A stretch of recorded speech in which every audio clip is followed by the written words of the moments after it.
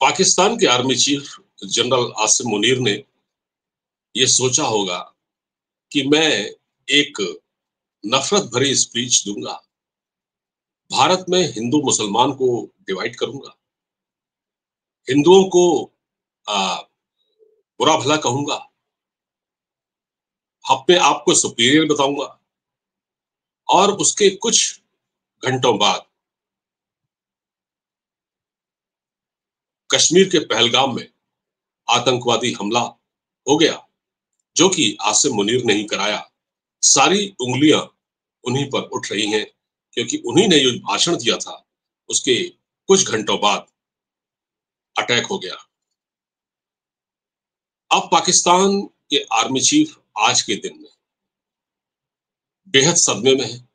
मैंने एक विजुअल देखा था जिसमें वो पाकिस्तान ऑक्युपाइड कश्मीर में किसी अस्पताल में, या वो हो सकता है कि पीओके से बाहर हो, इस्लामाबाद में हो, वो किसी हॉस्पिटल में जो आतंकवादी घायल हुए हैं उनका हालचाल पूछ रहे थे। लेकिन वो आतंकवादी भी शायद ये सोच रहे होंगे कि ये लोग हमको इस्तेमाल करते हैं और हमको प्रोटेक्शन भी नहीं दे पाते।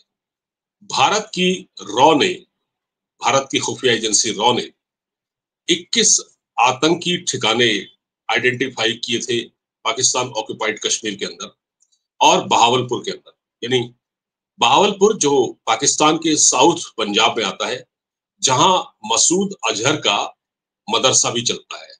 याद होगा आपको कि जब भारत ने पुलवामा अटैक के बाद बालाकोट में स्ट्राइक की थी, तो वहां भी मसूद अजहर का ही जो मदरसा था उस पर हमला किया गया, जिसमें कई आतंकवादी मारे गए थे। एक बार फिर से मसूद अजहर का ही खानदान सबसे ज्यादा जख्मी हुआ है, बल्कि ये खबर आ रही है कि उसके 10 रिश्तेदार मारे गए हैं, जिसमें उसकी एक बहन भी मारी गई है, उसकी पत्नी भी मारी गई है। और मसूद अजहर का जो स्टेटमेंट आया है वो ये है कि ये सब देखने से पहले वो मर क्यों नहीं गए। देखिए, ये मसूद अजहर हो, हाफिज सईद हो, ये पाकिस्तान फौज के एसेट्स हैं। मैं थोड़ा पीछे जाऊंगा। पाकिस्तान के पूर्व राष्ट्रपति और डिक्टेटर जनरल परवेज मुशर्रफ से एक बार जब पूछा गया था इन आतंकवादियों के बारे में, तो उन्होंने कहा था ये तो हमारे फाइटर हैं और हमारा नैतिक समर्थन है इनको, और हम इनको मदद करते हैं कश्मीर में लड़ने के लिए, कश्मीर में हमले करने के लिए। ये वीडियो वायरल हुआ था अब से कुछ साल पहले। तो पाकिस्तान इस बात से इनकार तो कभी नहीं कर सकता कि उसके वहां आतंकवादी ये गतिविधियां हैं और उनके वहां आतंकवादी पलते हैं। ओसामा बिन लादेन भी पाकिस्तान में ही था, हाफिज सईद भी पाकिस्तान में ही है। और और मैं आपको बता दूं कि पाकिस्तान ने एक साजिद मीर नाम का जो आतंकी था उसको पहले मृत घोषित कर दिया था। उसके बाद कुछ साल बाद वो पता लगा अस्पताल में अपना इलाज करवा रहा है, वो अभी जिंदा है। तो आसिम मुनीर, जो कि पाकिस्तान के इस वक्त आर्मी चीफ हैं, जिनकी एक घटिया स्पीच के बाद इतना बड़ा अटैक होता है और ये माना जा रहा है उन्होंने ही ये कराया, उन्होंने ही इसके लिए लोगों को उकसाया। और ये बात मेजर आदिल राजा, जो कि इस वक्त यूके में रहते हैं, पाकिस्तान आर्मी के रिटायर्ड अफसर हैं, उन्होंने ये बात ऑन रिकॉर्ड कही है। पहले उन्होंने ट्वीट किया और ट्वीट करने के बाद उन्होंने भारतीय टेलीविजन में ये बात कही। इसकी planning army chief general Asim Munir ने की, जबकि आईएसआई के अफसर मना कर रहे थे। उन्होंने कहा कि इसके गंभीर परिणाम होंगे, लेकिन आसिम मुनीर को अपनी चौधराहट दिखानी थी और उन्होंने ये अटैक कराया। लेकिन आज की तारीख में पाकिस्तान में जो आतंकवादी अड्डे थे वो खंडहर में तब्दील हो गए हैं। इंडियन एयरफोर्स ने, भारत के विमानों ने, राफेल विमानों ने, पाकिस्तान की जो रिपोर्ट मिल रही है उसके अनुसार उन्होंने पाकिस्तान की सरहद के अंदर पेनिट्रेशन नहीं किया, क्योंकि राफेल विमान में एक क्षमता है कि वो अपनी सरहद से ही मिसाइल अटैक कर सकता है और बहुत सही टारगेट पर, जहां वो उसको जाना है, यानी वेल टारगेटेड अटैक, मतलब जहां उसका वो आतंकवादी अड्डे है वहीं से वो मिसाइल छोड़ता है और वो वहां जाके लगती है। तो जो पाकिस्तान में जो अटैक हुए हैं, जो राफेल विमान के जरिए किए गए हैं, और वो राफेल विमान ऐसे हैं जिन्होंने पाकिस्तान की सरहद को क्रॉस नहीं किया। लेकिन पाकिस्तान की प्रोपेगेंडा मशीनरी है। मैं अभी सुन रहा था, कह रहे थे कि हमने भारत के 5 राफेल गिरा दिए, तो वो झूठ है। वो झूठ है क्योंकि पाकिस्तान में जो आईएसपीआर जो बोल देता है, उसकी स्क्रिप्ट पढ़ी जाती है। टेलीविजन चैनल उसी की लिखी हुई स्क्रिप्ट पढ़ते हैं, उससे बाहर वो कोई बोल नहीं सकते, वो सच्चाई बोल नहीं सकते। मसला ये है कि भारत को कुछ नुकसान नहीं हुआ अभी तक। लेकिन मैं आपको थोड़ा बताऊं कि भारत ने करीब रात 1:05 पर यह कार्रवाई शुरू की, जो कि करीब 30 मिनट या 25 मिनट तक ये कार्रवाई चली, और इसमें 100 आतंकवादियों के मारे जाने की खबर है। 100 से ज्यादा 100 से ज्यादा आतंकवादियों की मारे जाने की खबर है। और इस ऑपरेशन को नाम दिया गया ऑपरेशन सिंदूर। ये सिंदूर का मसला था। जिन माँ बहनों की मांग का सिंदूर उजड़ा, ये उसका जवाब था, तो इसको ऑपरेशन सिंदूर नाम दिया गया। पहलगाम में हमारे जो टूरिस्ट गए थे घूमने के लिए, उन पर आतंकी हमला हुआ। टीआरएफ नाम के संगठन ने इसकी जिम्मेदारी ली। टीआरएफ टीआरएफ लश्कर ए तैयबा, जो पाकिस्तान का आतंकी संगठन है जिसको हाफिज सईद रन करता है, ये उसी की शाखा है। कहने का मतलब यह है कि उसी का ही ये संगठन है। ये पाकिस्तान में इतना डर दिखा इस घटना का कि रात भर इसकी मॉनिटरिंग होती रही, और हमारे यहाँ प्रधानमंत्री मोदी साहब रात भर इसको मॉनिटर करते रहे। अजीत डोभाल उनको ब्रीफिंग करते रहे। भारत ने जो रॉ ने जो 21 ठिकाने, भारत की खुफिया एजेंसी रॉ का भी कमाल है साहब। रॉ ने 21 ठिकाने दिए थे, जिसमें से 9 को भारत ने चुना, और उन 9 टारगेट पर सटीक बमबारी की गई और उसको ध्वस्त कर दिया गया। जैसे आप ये 25 मिनट ये ऑपरेशन चला, 25 मिनट में 9 टारगेटों को निशाना बनाया गया। और ये जानकारी ये पहली बार हुआ है कि जब सुबह 10 बजे प्रेस कॉन्फ्रेंस हुई भारतीय सेना की, तो उसमें कर्नल सोफिया कुरैशी, जो कि महिला हैं, और एक एयरफोर्स के विंग कमांडर व्योमिका सिंह, इन्होंने इस ऑपरेशन के बारे में पूरी जानकारी दी। यह भी पहली बार हो रहा है भारत में। मैंने इससे पहले कभी नहीं देखा कि जो महिला अधिकारी हैं फौज में, उन्होंने आकर कोई प्रेस कॉन्फ्रेंस की हो। यह भी बड़ी बात है। तो ये कर्नल व्योमिका सिंह ने कहा कि रात 1:05 और से 1:05 और 1:30 बजे के बीच में ये ऑपरेशन हुआ। 25 मिनट चला, 9 टारगेट इस पर हिट किए गए। और अब मैं आपको थोड़ा सा डिटेल बता देता हूँ। देखिए क्या है जो मुझे पता चला, वो ये है कि पाकिस्तान ऑक्युपाइड कश्मीर में लश्कर के सवाई नाला ट्रेनिंग सेंटर को सबसे पहले निशाना बनाया गया। सोनमर्ग, गुलमर्ग और पहलगाम हमले के आतंकियों ने यही ट्रेनिंग ली थी, क्योंकि जो पहलगाम में अटैक हुआ उसके आतंकियों ने इसी जगह पर ट्रेनिंग ली थी, जिसका नाम है सवाई नाला ट्रेनिंग सेंटर। देखिए पाकिस्तान में टेररिस्ट कैंप है, ये सब ट्रेनिंग सेंटर है, और यहाँ आतंकवादियों को ट्रेनिंग दी जाती है। दूसरा, मुजफ्फराबाद का सैयदना बिलाल कैंप, यहाँ हथियार विस्फोटक और जंगल सर्वाइकल की ट्रेनिंग दी जाती है। तीसरा, कोटली का लश्करपुर माफ कीजिए कोटली के लश्कर का गुरगुर कैंप, कोटली के लश्कर का गुरपुर कैंप पुंछ में 2023 में श्रद्धालुओं पर जो अटैक हुआ था पुंछ में, हमारे यहाँ जो अमरनाथ यात्री जा रहे थे, उसकी यात्रा पर जो अटैक हुआ था, उसमें 2023 में हमला करने वाले आतंकियों को यही ट्रेंड किया गया। ये गुरपुर कैंप है, ये कोटली में है। ये सब पाकिस्तान ऑक्युपाइड कश्मीर के अंदर है। फिर एक है भिम्बर का बरनाला कैंप, यहाँ हथियार चलाना सिखाया जाता था। ये सब ध्वस्त किए गए हैं, ये सब कैंप ध्वस्त किए गए हैं हमले में। फिर है कोटली का अब्बास कैंप, ये एलओसी से 13 किलोमीटर दूर है, यहाँ फिदायीन तैयार होते हैं। और फिर है सियालकोट का सर्जल कैंप, मार्च 2025 में पुलिस जवानों की हत्या में शामिल आतंकवादियों को यही ट्रेंड किया गया था। सियालकोट का हिजबुल महमूना कैंप, सियालकोट का हिजबुल महमूना जोया कैंप, पठानकोट हमला यही प्लान किया गया था। जो पठानकोट हुआ था ना, पठानकोट का अटैक, जब प्रधानमंत्री नरेंद्र मोदी नवाज शरीफ के यहाँ गए थे 2014 में, सत्ता में आने के बाद सीधे काबुल से वो गए थे नवाज शरीफ की कॉल पर कि भाई आइए हमारे वहां शादी में शामिल होइए, तो प्रधानमंत्री गए थे। उसके बाद पठानकोट हुआ, ठीक है, पठानकोट का अटैक हुआ और इसके अ, जो कर्ता धर्ता थे, जो आतंकवादी थे, उनको यही ट्रेनिंग कैंप, उनका ट्रेनिंग कैंप यही था, हिजबुल महमूना जोया कैंप। फिर एक है मुरीदके का मरकज तैयबा कैंप। मुरीद के बड़ी खूबसूरत जगह है, यहाँ भी ये हाफिज सईद की सबसे पसंदीदा जगह है। हाफिज सईद अक्सर यहाँ पर आता जाता रहता है। और अजमल कसाब और डेविड कोलमैन हेडली यही ट्रेंड हुए थे। डेविड कोलमैन हेडली वही है जिसका नाम तैमूर राणा से जुड़ता है, जिसको भारत सरकार अभी प्रत्यर्पित करके अमेरिका से यहाँ लाई है, और जिसके बारे में सबूत है कि उसने मुंबई हमलों से पहले, मुंबई में जो 26/11 का अटैक हुआ था, तो मुंबई के बहुत सारे इलाकों की उसने रेकी की थी। इतना ही नहीं, वो भारत के दूसरे शहरों में भी गया था। इवन वो उसके टारगेट पर आगरा का ताजमहल भी था, और वो आगरा में भी ये रेकी करने गया हुआ था। किसी और नाम से ये रह रहा था भारत में,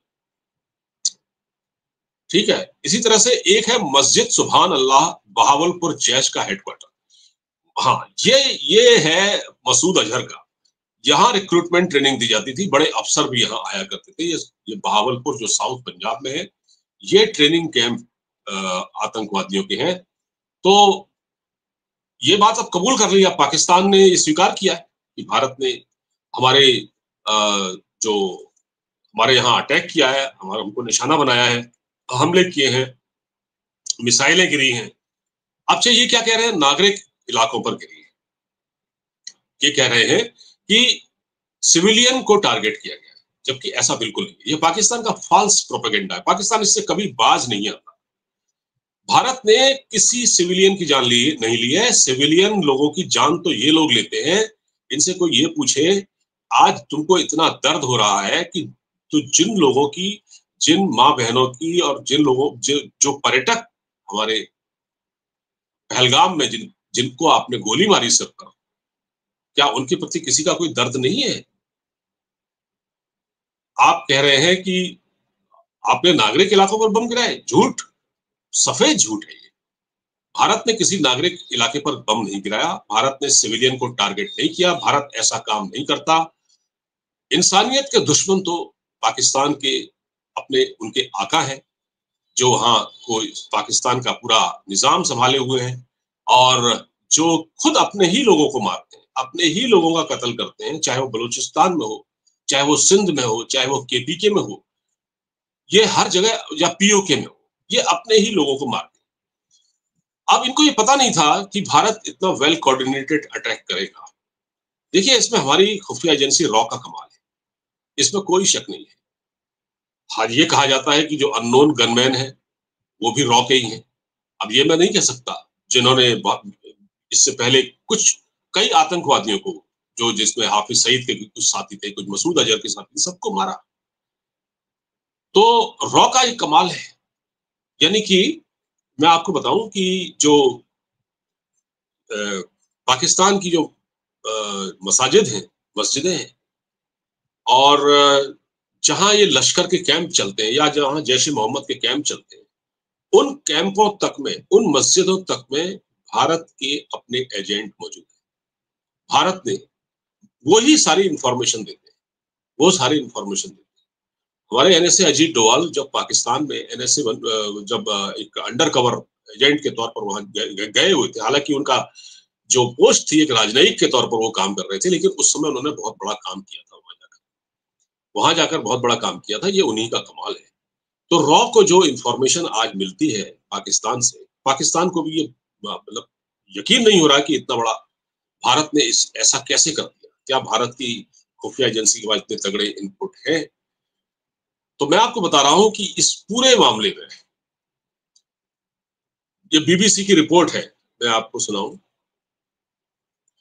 बीबीसी की है रिपोर्ट, जिसमें जैश ए मोहम्मद के प्रमुख मौलाना मसूद अजहर ने कहा है कि सुभान अल्लाह मस्जिद पर किए गए हमले में उसके परिवार के 10 सदस्य और 4 करीबियों की मौत हो गई है।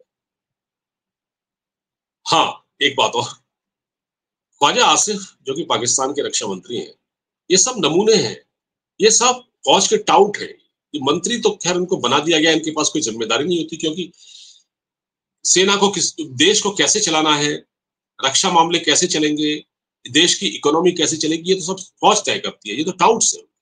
तो ख्वाजा आसिफ जो कि एक पपेट है, उन्होंने क्या कहा है, उनका एक स्टेटमेंट आया है कि पाकिस्तान अपनी हिफाजत कर सकता है, लेकिन भारत अगर रुक जाता है तो हम भी रुक जाएंगे।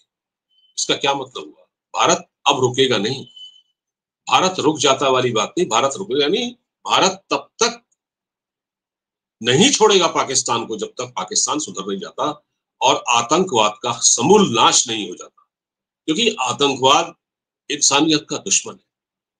और ये ऐसा नहीं है कि केवल भारत में ही हो रहा है, ये दुनिया भर में है। कौन सा देश आतंकवाद से पीड़ित? क्या ब्रिटेन इससे पीड़ित नहीं है? क्या अमेरिका इससे पीड़ित नहीं है? अमेरिका में तो 9/11 का अटैक हुआ, जिसका culprit Osama bin Laden Pakistan के एबटाबाद में छिपा हुआ था। इसी तरह सुना तो ये गया है कि हाफिज सईद भी इस वक्त बहावलपुर में नहीं, ये एबटाबाद में आईएसआई के सेफ हाउस में छिपा हुआ है। तो आप तो आतंकवादियों को पालते हैं, छिपाते हैं, उनको पालते पोसते हैं, फिर दुनिया से आप कहते हैं कि हम तो आतंकवाद के शिकार हैं, हमने तो वॉर ऑन टेरर में 80,000 लोगों की जानें दे दी। तो भैया 80,000 लोगों की आपने जानें दी, आपने पैसा भी तो लिया। ये लड़ाई लड़ने के लिए, टेरर के खिलाफ, वॉर ऑन टेरर के लड़ने के लिए आपने अमेरिका से डॉलर लिए ना, बोरी भर भर कर डॉलर आए थे, बोरी भर भर कर, कंटेनरों में भर भर कर डॉलर आते थे, और वो कहाँ जाते थे? तो ये कोई लॉजिक नहीं है कि हम तो खुद ही विक्टिम। देखिए, पाकिस्तान विक्टिम नहीं है, पाकिस्तान दुनिया भर में ये रोना रोता है आतंकवाद को लेकर, लेकिन अब पाकिस्तान दुनिया भर में एक्सपोज हो गया है। आज हालत ये है कि पाकिस्तान को कोई समर्थन नहीं है। चीन भी पाकिस्तान के खुलकर साथ खड़े नहीं हो पा रहा है, टर्की भी नहीं हो पा रहा है, हालांकि बाहर से ये लोग दिखावा करते हैं लेकिन अंदर से नहीं हो पाते। अमेरिका भी साथ नहीं है। अभी मैंने सुना कि ख्वाजा इसहाक डार जो पाकिस्तान के विदेश मंत्री, उन्होंने सुबह सुबह अमेरिका के विदेश मंत्री को फोन किया। क्या जवाब मिला होगा? तो जब डोनाल्ड ट्रंप ने भी कह दिया है कि भारत को अपनी रक्षा का अधिकार है और भारत लंबे समय से ये हमले झेल रहा है, तो हो गई बात, खत्म हो गई। तो किसका साथ मिल रहा है आपको? ना सऊदी अरब, गल्फ कंट्री जिनको आप बरादर मुल्क कहते हैं, वो आपका साथ नहीं दे रहे, तो कौन साथ देगा? तो हाफिज सैयद आसिम मुनीर जिसने ये अटैक कराया, पाकिस्तान के आर्मी चीफ, अब उनकी कुर्सी खतरे में है। आप ये देखिएगा कि भारत ने तो अपना काम कर दिया, पाकिस्तान ने अगर कोई गुस्ताखी कर दी इन केस, तो फिर आप सोचिएगा कि पाकिस्तान के 4 टुकड़े होने तय हैं। पाकिस्तान डिवाइड हो जाएगा 4 टुकड़ों में। अभी तक तो केवल बांग्लादेश अलग हुआ, उसके बाद बलोचिस्तान भी अलग होगा, केपीके भी अलग होगा, सिंध भी अलग होगा, और यूके, पाकिस्तान ऑक्यूपाइड कश्मीर भारत में शामिल होगा। जो हमारा ही हिस्सा है, पाकिस्तान ने जबरन उस पर कब्जा कर रखा है। तो हाफिज आसिम मुनीर ने अपनी साख बचाने के लिए भारत पर यह हमला कराया, बेकसूर लोगों को मरवाया। मुझे लगता है आने वाले दिन पाकिस्तान के लिए बहुत मुश्किल होने वाले हैं। भारत ने सारे डिप्लोमेटिक फ्रंट खोल दिए हैं, बहुत तेजी से काम करना शुरू कर दिया है। दुनिया को पाकिस्तान की असलियत बताई जा रही है, और भारत के पास क्रेडिबल एविडेंस है कि ये जो अटैक हुआ पाकिस्तान पर, जो पीओके पर आतंकवादियों में के हम आतंकवादी अड्डों पर जो हमला हुआ, उससे पहले भारत ने सारे प्रूफ दुनिया को दिखाए कि भाई हमारे पास ये प्रूफ है, हम ऐसे ये काम नहीं कर रहे। तो भारत ने वो काम किया। तो ये मैं जरूर कहूंगा कि अगर पाकिस्तान ने कोई बदमाशी की तो उसका फिर बहुत गंभीर परिणाम होगा। भारत को तो उतना नुकसान नहीं होगा, लेकिन पाकिस्तान नक्शे से मिट जाएगा, ये बात तय है। फिलहाल इस वीडियो में इतना ही। अगर आपको वीडियो का कंटेंट पसंद आया हो तो उसको प्लीज शेयर कर दीजिएगा, और वीडियो को लाइक और चैनल को सब्सक्राइब करना मत भूलिएगा। नमस्कार।